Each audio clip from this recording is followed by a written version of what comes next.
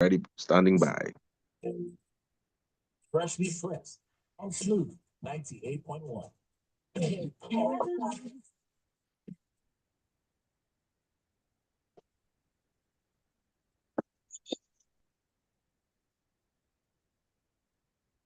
we're live. Yep. Love music, love life. You are welcome to Freshly Pressed right here on Smooth Breakfast.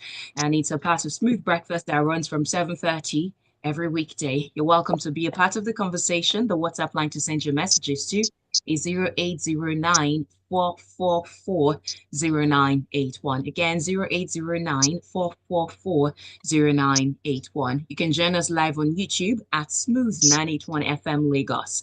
Freshly Pressed is about the comprehensive analysis of some of the top news from the Nigerian dailies. My name is Oluwaseun Olusegun, and joining me this morning to provide his analysis on some of those topics, please welcome with me virtually Mr. Ebi Bozimo. Good morning.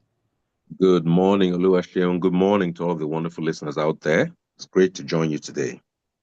Thank you for being here. And we're going to start with this story. And this one is coming from the Punch.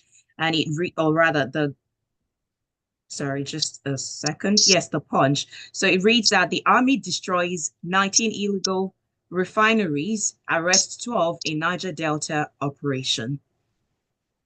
Okay, we are hearing very efficient and effective news about the um, army carrying out a string of operations across various states in the Niger Delta. I think Akwa Ibom, Delta, Rivers, and there's one more. And yes, Rivers, Bayelsa, Akwa Ibom, and Delta.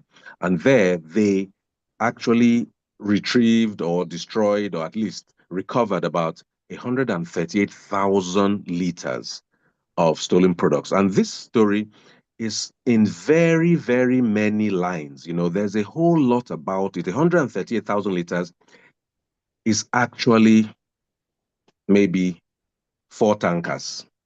Okay. So maybe 5 tankers. So we're getting the story where the Nigerian army, doing what they're supposed to do, has recovered 5 tankers worth of fuel. So congratulations to Nigeria. 5 tankers worth of fuel has been retrieved. Now, we're hearing stories in the past about how our oil production is going down. I'm curious, was it these 5 tankers that made us drop like some hundreds of thousands of how do we do it? We're supposed to be producing a certain amount of oil per day, and that is even part of what we base our budget on. So I'm happy that they have found some of the people. They actually got some of the 12 suspected oil thieves, and they are even showing the different methods. People put it in tankers, people put it in polythene bags, people put it in boats.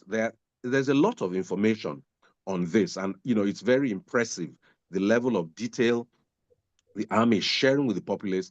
And at the end of the story, the army said, and I'm happy to hear this, they asked for good people of the region, clearly, as opposed to the bad people of the region, to continue to provide credible information on the activities of criminal elements in their domain for the security agents to be able to carry out prompt action. Again, everything about this story is positive in the to the credit of the Nigerian army. They are doing what they do in some of the best ways. I'm just hoping, because I didn't see any evidence to this, but I'm just hoping that they don't carry out their normal way of destroying products, which is burning or allowing it to go into the waterways. But here they said they recovered it. So I'm hoping that this makes it different. People are going with trucks to pipelines and all that. You have to ask yourself, how do you get a truck to those pipelines when Mm, you are supposed to be passing in the Niger Delta? I can speak from experience. Every approximately, let me be generous, 1 kilometer, you find a checkpoint. So how are these trucks able to move seemingly invisibly up and down the Niger Delta, getting all this crude product? These are the kind of things that make you wonder if there isn't a measure or an element of collusion. But again, top top trumps to the Nigerian army for what they've done, but I beg to suggest that it is not this, as bad as it is and as illegal as it is to steal crude. This is not the actual problem. I think we need to be very careful about how much crude is supposedly being exported from Nigeria. I remember in one of the sole and singular things that former President Buhari did that I thought was worth merit, giving merit. When he entered office, he said that he had noted that there are ships that leave Nigerian shores with a certain amount of crude declared on them. Those ships sail directly to foreign shores and discharge a certain amount higher than that. And he said he was going to make a finding where that difference would be owed to Nigeria, because there is really no way that I'm aware of that a ship can leave Nigeria with 50,000 barrels on board, get 10,000 extra barrels in the middle of the ocean and go and drop it in Spain or wherever. So President Buhari made that thing, but like literally everything else in his um, administration, nothing whatsoever came of it. So kudos to the Nigerian army, but um, these five tankers worth of crude that you found is not Nigeria's problem. Let others, you are doing your work very well. Let the other people in the other parts of a Nigerian oil industry do their work to improve production so that we can meet up with our budgetary figures. Kudos to the Nigerian army for this operation. Thank you. You took some of the thought right out of my mind, because I remember just on Thursday we were having a discussion on Freshly Pressed as well about some certain amount of fuel that was headed to Cameroon via the waterways, and it was, rounded off via the, I believe, River Benue and the likes. And Bubemi said something about how as long as we have crude, we're going to have this illegal exportation or illegal mining and refining. And when you mentioned how this thing, it's not something that is so tiny that you cannot detect the operation. So the question really is, are we ever going to be rid of these things, or it's just normal? You see, until there is sincerity in all places or all parts of the industry, there's the production, there is the transportation, there are the checks. Until there's decency and honesty in all of these parts, you will have a slight slippage. But you can minimize that and you can severely punish those who are involved. So let's wait and see. This is one of those wait and see things. But we've been doing this now for 65 years, and I'm not aware that this is an impressive system just yet.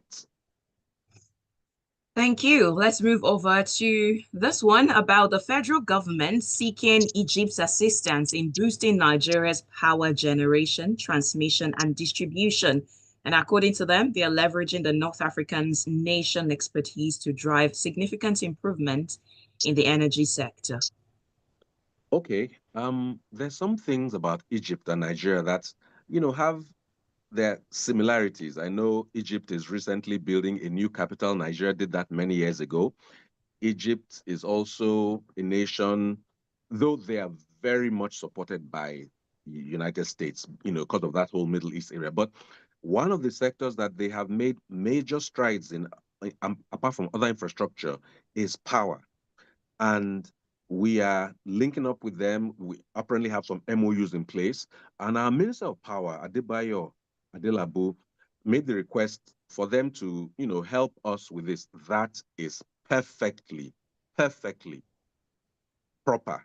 When you see people who have taken a step in the right direction, it is only expected that you may, where possible, learn from them. So I think that's a very good initiative. And he's talking of improving bilateral cooperation and so on. Egypt has made remarkable strides in energy transformation, and we want to, collaborate with them. Now, on his part, the minister or envoy from Egypt said he's very happy to think about it, and he wants to go ahead to share the best practices in the energy sector, and particularly in closing the metering gap. So I ask myself, metering gap. I am aware, and I stand to be corrected by one of our brilliant listeners. that there are electricity meter manufacturers in Nigeria who say they cannot sell a meter to save their lives. So, do we really have a metering problem, or do we have a problem where we don't want to patronize local manufacturers of meters? One question. Then he said also that he is really looking forward to having meetings uh, on solar and wind and other types of things, and he's looking forward to having virtual meetings initially. I found that interesting because the way, in fact, I think in saying that, he broke the heart of many people in the energy industry because they wouldn't want to do virtual meetings. Immediately they start this thing, they are planning trips hither and thither. So the man has said, we are happy to sit down and have some virtual meetings initially. Oh, I heard the awes come from the whole energy minister. But, you know, let's face it, Nigeria is blessed with everything we need thus far, except committed leadership to the ordinary people of Nigeria. That is my opinion, not the station. So we have wind in all those our high mountains, Mambila Plateau, and all that. We have water coursing through our veins. We have, of course, gas, which we are planning to sell to Europe, but we must keep a portion for ourselves to develop ourselves. We cannot sell our entire birthright. If it's all planned properly, we can make massive steps forward. As much as we have aging infrastructure and we have, a lot of problems in the sector, as long as you show the people that you are interested in their progress, there will be vandalism.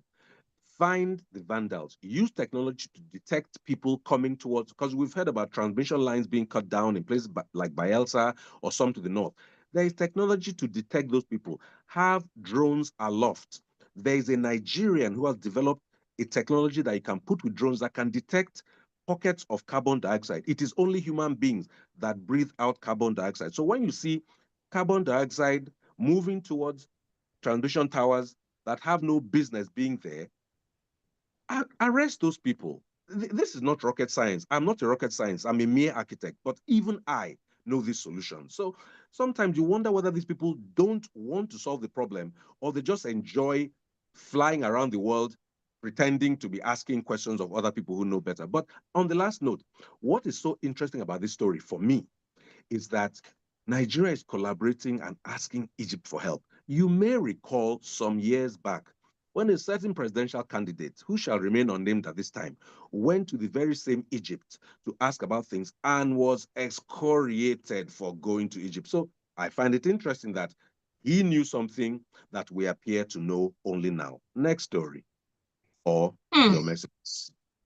Well, if you want to chime in and you want to give your take on any of the stories analyzed so far, you can send in your thoughts to WhatsApp 0809 444 0981. Again, 0809 444 0981. Please do well to include your name if you're sending a message for the first time. You can also join us on YouTube at Smooth 981 FM Lagos. You can drop in your comment there and we'll take them later. As we move to this story, about former President Goodluck Jonathan talking about the executive, legislature, and judiciary of abuse of office. And this is in regards to the Rivers State's declared state of emergency.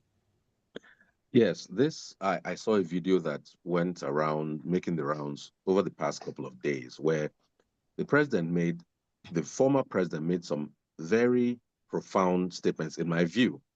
And he used an example that really makes sense. He said, when a person is pretending to sleep, you cannot wake them up. Because indeed, when a person is really sleeping, you touch them and there's a better chance of them springing up in surprise.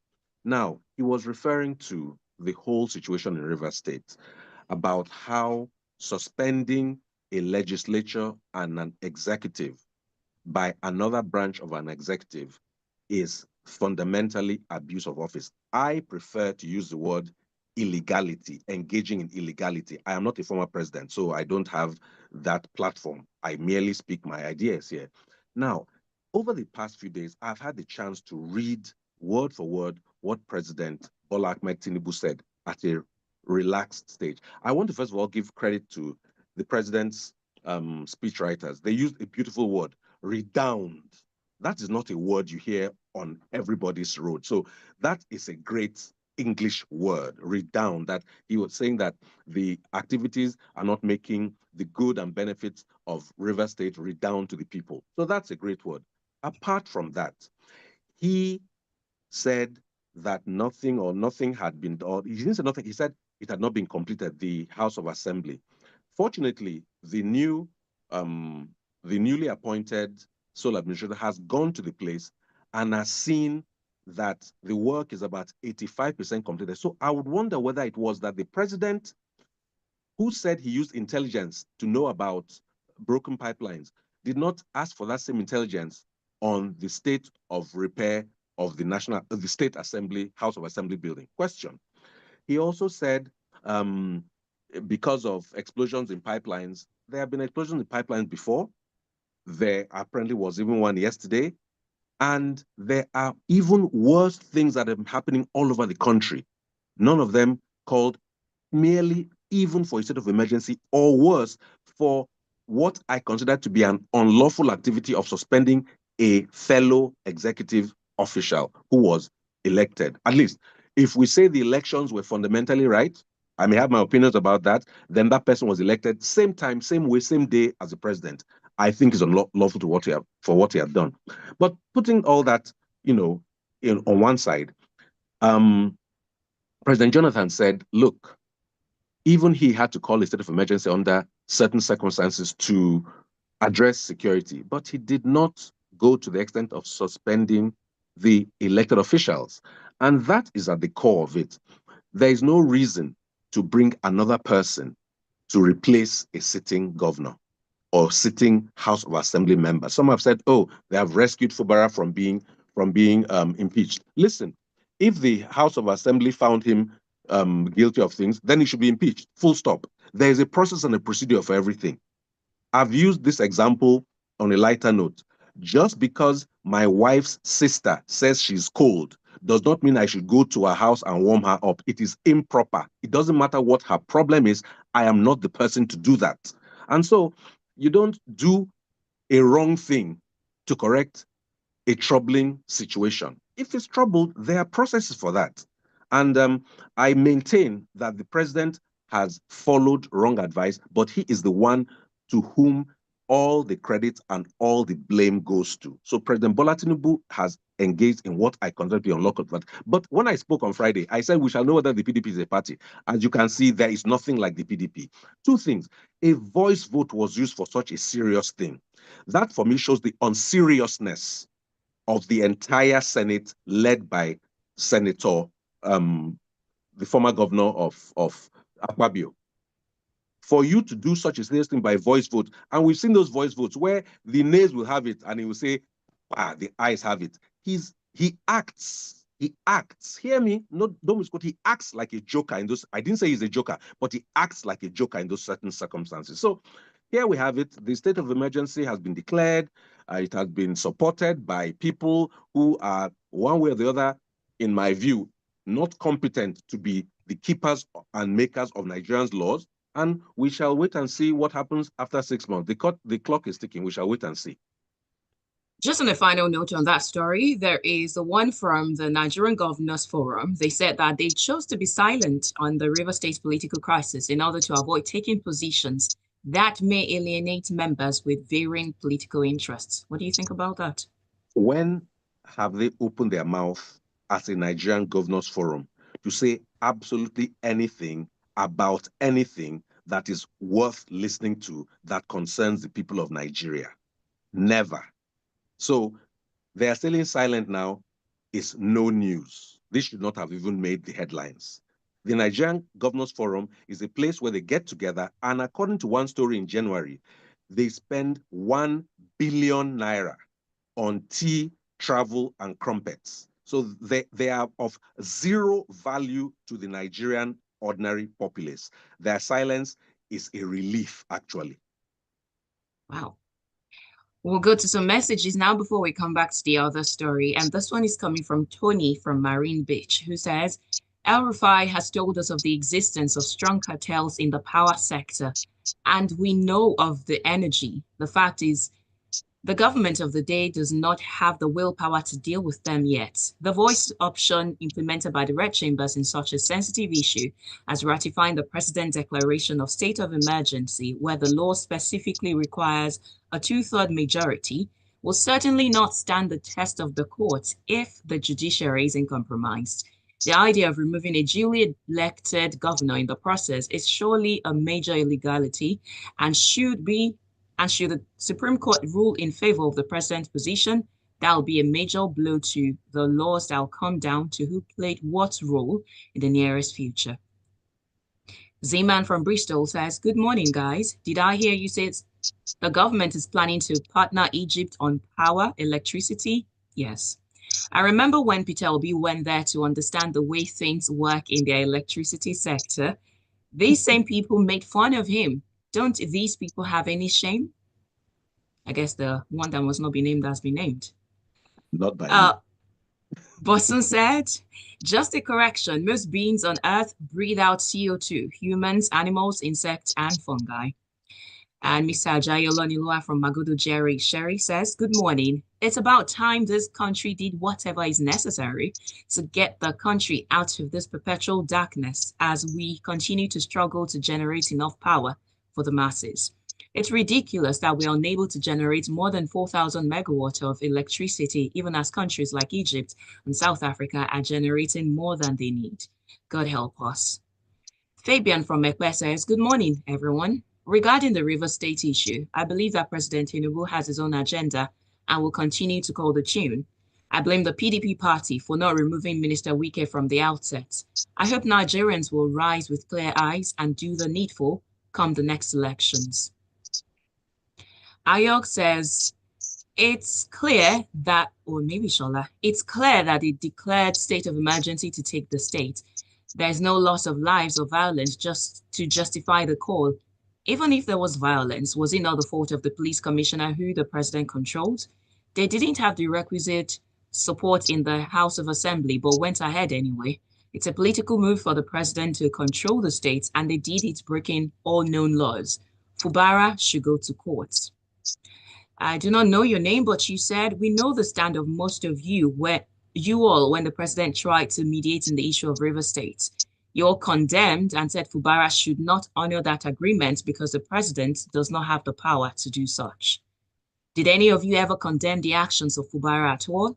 We like to play the ostrich on certain issues. Should we start recalling all that were done by Jonathan? Everybody has a voice now, but couldn't see anything when the issues were boiling in rivers.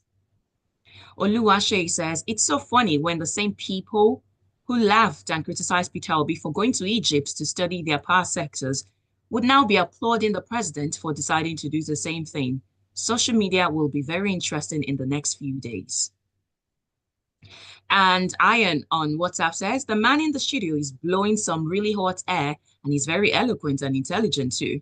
I think I enjoy listening to such intelligent people. I wish people like him had a louder voice. Is it not the same Egypt that Peter Obi went to understudy their power sector and people said he was doing over-sabi? Ha ha ha. Niger is just a cruise. Like the musician said, cruise and inshallah. As for me, I'm not surprised anyways. I even think there might be some chaos looming. Well, we'll take another story, and this one is coming from Ondo State, from The Guardian. The Nigerian police force has reacted to a viral CCTV footage allegedly showing officers from the Special Weapons and Tactics Unit stealing mobile phones from a barber shop. And in addition to that, some other things happened. Your take. So, what do you have when those who are purportedly entrusted to uphold the law? Let me step back. There has been a video that's gone viral showing specific officers doing allegedly a specific crime. It does not cover the entire police force. I've said that up front in order to say, what do you have when those who are supposed to uphold the law become the thieves? Who do you run to then? And they're doing it in special gear. These are even supposed to be the specialized, not the quote unquote run of the mill, beat cops. These are supposed to be special weapons and tactics people. So their tactics have heightened to the point where they have become petty thieves stealing phones. They did not know that some CCTV was going on. What happens in places where there's no CCTV? The fact that we have not yet mandated the wearing of body cameras by every policeman in Nigeria that have audio and visual thing means we don't want to tackle corruption in that sector. But then, can you tackle that corruption sector alone when you're not tackling it in other sectors? Allegedly, the judiciary, allegedly, the executive, allegedly, the assemblies. So this is an embarrassment. And they're saying, how do they say? They have reacted. What was their reaction? Have they identified the people? Have they arraigned them? Have they what they have reacted? We have all reacted. Hey, yeah, wow. What's that omo that they always say? There is no other thing that I'm aware that they have done so far. And then when you hear the stories that somebody reported something and they now went around in a destructive way, they were beating people, injuring people. What manner of policing is that supposed to be? The police, according to everybody, is supposed to be my friend, our friend. Yet these officers, allegedly, were going around acting like animals. Yes, I said it. Because if you go into people's places, break their stuff, steal their possessions, beat them, cut them with cutlasses, you are behaving like an animal. I didn't say you're an animal, but you're behaving akin to animals.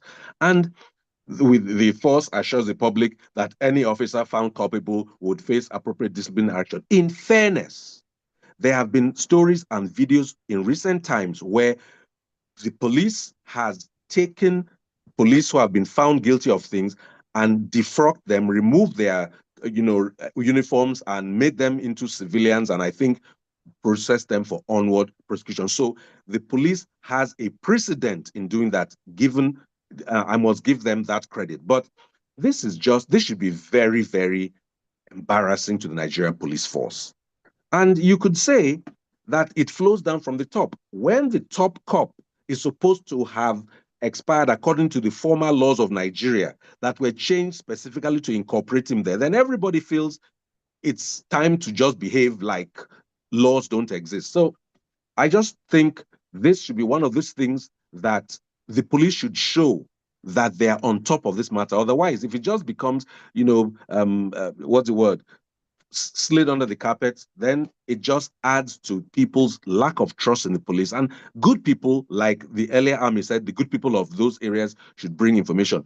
Good people of those areas will not bring information when they know of crimes because they wonder whether those same policemen will now come and cut them and kill them if possible.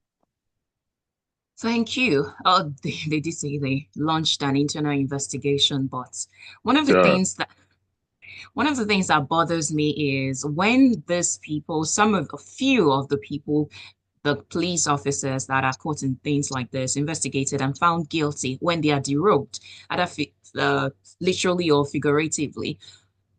What happens maybe when you turn a police officer into a civilian? I mean, he was a police officer, he was brazen enough to do all those things. So what happens when he turns into a civilian? I mean, he's jobless now because part of the reasons why they say that they do this is because of the allowance that is quite little. So I wonder what happens to them when you send them back into the community.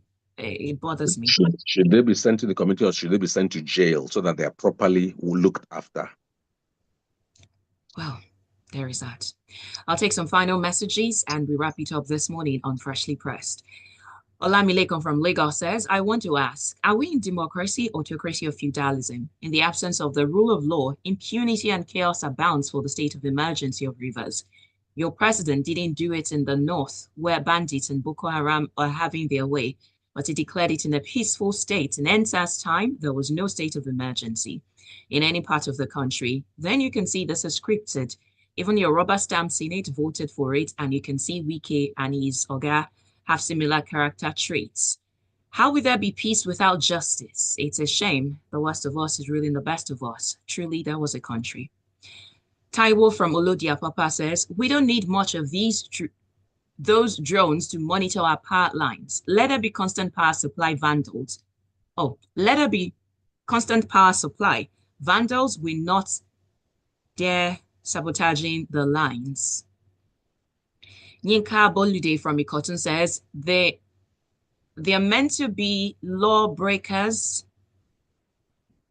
Please help me when you construct your messages, but I suppose you mean that they're supposed to be law keepers and now they're lawbreakers.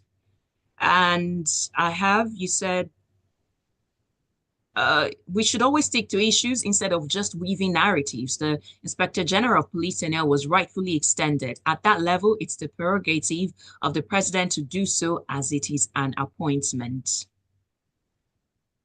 And Ibrahim Zakari says, good morning, Ebi and Oluwaseun. My elder sister is a retired ASP in Kaduna. She told me during a seminar organized during her retirement, her phone was stolen in the hall. All police personnel. Sorry. There is a certain adage in Yoruba which came to mind. And I'll just say it literally. It says, Orobruku on Terry. And I don't know how to translate that literally, but it means there are some very terrible news that sometimes you laugh at it, and sometimes you laugh because you just don't even know how to react to it. Honestly, that's quite a thing in a room full of police for a phone to be stolen. I mean, maybe some of the people at that seminar went to Ondo. I don't know. I wasn't there. Anyway, because they had practice stealing phones. Yes, back to the story. Wow. I just think, yeah, I can only laugh in shock. I mean, that took me by surprise. But yeah, we're at the top of the hour. I know you got to run. I think we're not in good times in this country, and it would really behoove us at all levels to steer back to the path of legality. That's all I can say about a summary of a number of these stories. Thank you for your presence, your time, and the wonderful analysis this morning. It's always a pleasure to have you, and I look forward to Friday having you back on the show. Thank you very much. I noticed that the person who had something to say didn't have the courage to put his name on his message. That's typical of such people. There was one message about that. Have a wonderful week ahead, Oluwaseun, and all of the wonderful listeners. Thank you. And Smooth Breakfast continues. 8:15, we'll be getting inside the locker room and analyzing some of the top news from the world of sports. You're welcome to join us. You can go back to the stream of this on YouTube at Smooth 981 FM Lagos. My name is Oluwaseun Olusegun. Wow. What a vast books. That